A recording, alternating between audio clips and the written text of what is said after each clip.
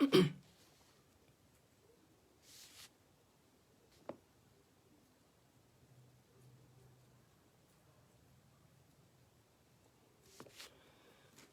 JBT साथियों,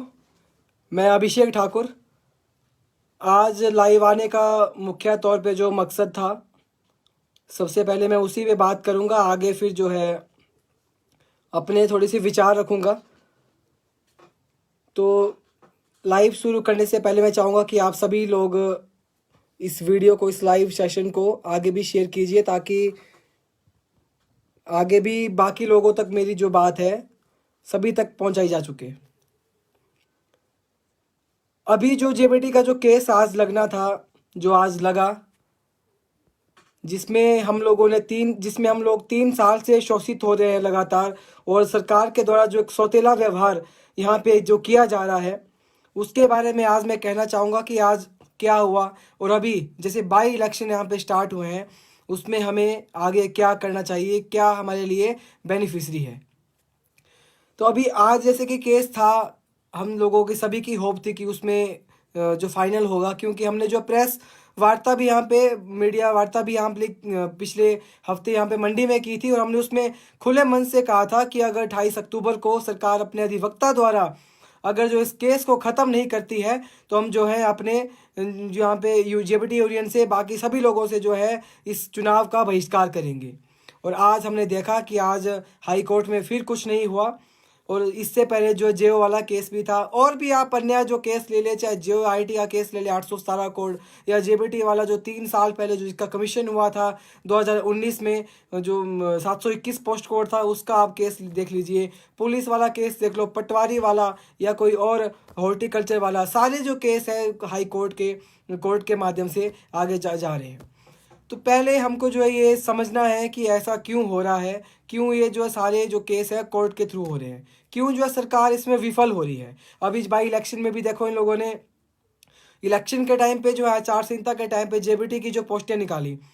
ये सरकार जो है जेबीटी वाले लोगों को बेवकूफ़ समझती है, लेकिन हम लोग बेवकूफ़ नहीं हैं, ये आप लोग समझ लीजिए कि इलेक्शन के टाइम पे अगर ये पोस्टें निकाल रहे हैं, इसका मतलब ये नहीं है कि हम जो है भाजपा को वोट देंगे, और हम लोग बेवकूफ़ नहीं बनना चाहेंगे। लेकिन हमारे जो कुछ लोग यहाँ पे, अभी भी मैं कहना चाहूँगा, अगर इस लाइव में कोई जेबीटी ऐसे लोग हैं जो पदाधिकारी हैं भाजपा में, तो मेरी उनसे विनम्र तौर पे माफ़ी भी है कि मैं जो है उनकी पार्टी से, उनके पार्टी के विरोध काम नहीं कर रहा, ना उनके पार्टी के खिलाफ बोल रहा हूँ, मैं अपने सरकार के खिलाफ बोल रहा हूँ, जो मेरे सरकार में काम नहीं हो पा रहा है। आप ये देख लीजिए कि सारे जो केस हैं, क्यों सारी जो भर्तियां हैं क्यों कोर्ट के थ्रू जा रही हैं। जब हमने देश आज़ाद हुआ था हमारा, तो हम लोगों ने ऐसे लोगों के पास देश संभालने को दिया था, उन लोगों के पास ज़्यादा डिग्री नहीं थी, तो कम से कम वो थोड़े से एजुकेटेड तो थे,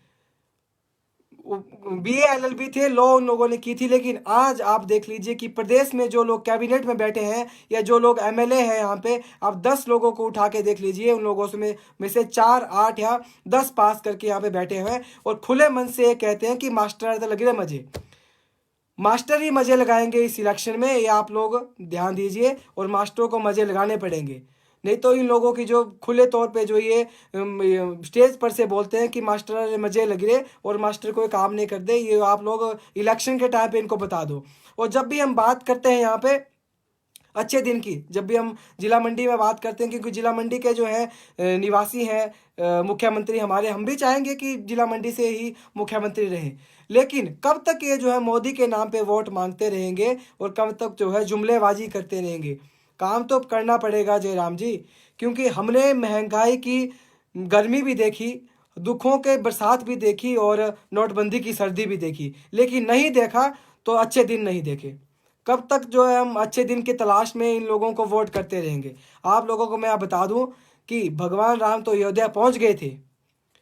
जयराम जी भी थुनाग से शिमला तो पहुंच गए, लेकिन उनकी जो जनता है, जो उनकी प्रजा है, जो नौजवान है, अभी भी सड़कों पे और जो है कोर्ट के चक्कर लगाने में विवश है। एक राजा वो थे जिनके एक फ़ोन हो जाने से रिजल्ट निकल जाया करते थे, और एक ये राजा है जिनसे मिलने अगर जाते हैं तो ये लोग बोलते हैं कि पहले अपॉइंटमेंट लेके आओ। आप लोगों को मैं यहाँ पे बता देना चाहता हूँ कि यहाँ पे जो एसएमसी टीचर्स हैं, आउटसोर्स के थ्रू जो लोग रखे जाते हैं, यहाँ पे जो बैकडोर एंट्री होती हैं, ये लोग सरकार के इंस्ट्रक्शन में जॉब लग जाते हैं और जो नौजवान, जो युवा, जो बेरोजगार हैं, उन लोगों को सरकार ठेंगा दिखा देती है। एक नए इंडिया की जब बात की जाती थी यहाँ पे, तो 2 करोड़ लोगों को यहाँ पे रोजगार पेश करने की बात की गई थी। लेकिन आज जब देश में आप, प्रदेश में अगर आप बेरोजगारों की संख्या आप देखोगे, तो वहाँ पे जो लोग सड़कों पे, नौजवान सड़कों पे और हाई कोर्ट में जाने के लिए विवश है, और उनको जब वो विवश होकर आगे कहते हैं तो उनको सरकार जो है पकौड़े तलने की नसीहत देते थे। आप आज देख लीजिए, किसी को लगता है यहाँ पे कि किसान यहाँ पे जो खतरे में है, किसी को लगता है कि महिलाएं खतरे में हैं, लेकिन हम लोगों से पूछिए कि नौजवान खतरे में है। और जिस प्रदेश का नौजवान खतरे में है, जिस देश का नौजवान खतरे में है, वो देश और प्रदेश दोनों ही खतरे में है। ये आप चीज़ जो है, इलेक्शन अभी जैसे आए हैं, आप लोग ये समझ लीजिए कि मैंने पहले भी खुद मैं पर्सनली बात करूं तो हमारे जो भी पारिवारिक जो वोट जाते थे भाजपा को जाते थे, लेकिन मैं अपना पर्सनल मैं बात कहना चाहूँगा, मैंने सोचा था कि मैं या तो वोट नोटा को दूंगा या तो दूंगा नहीं। लेकिन मैंने आज जो दुर्दशा मैं प्रदेश की देख रहा हूँ, बेरोजगारों की देख रहा हूँ, क्योंकि प्रदेश में 15 से 20 लाख के करीब बेरोजगार हैं और जयराम सरकार जो है नौजवानों को साथ लेकर नहीं चल रही है। और हम चाहते हैं कि अगर जयराम सरकार, अगर प्रदेश के जो मुख्यमंत्री हैं फिर से रिपीट करना चाहते हैं सरकार, तो इन नौजवानों के साथ उनको चलना होगा, जो कि अभी तक हमने देख लिया है कि बिल्कुल यहाँ पे जो भी सरकार जो है नौजवानों को नौकरियाँ नहीं दिलवा पा रही है। अभी आप देख लीजिए, जो मर्जी केस है, जेबीटी का जो केस है, कमीशन वाइज जो देखा गया, एक भी जो पोस्टें हैं नहीं भरी गई हैं सरकार के द्वारा।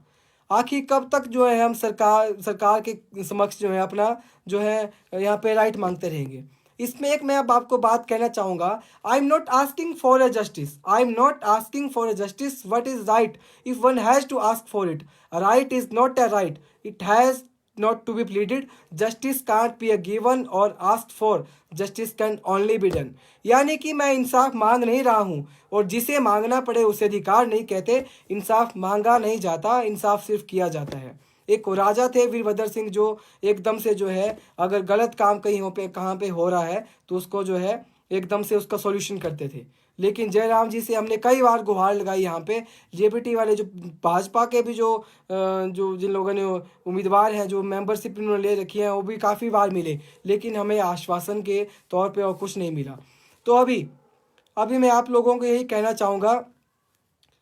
भाजपा को वोट ना देकर आप नोटा को भी वोट ना दें, क्योंकि नोटा को वोट देने का मतलब यहाँ पे डस्टबिन में वोट देने का है। इसलिए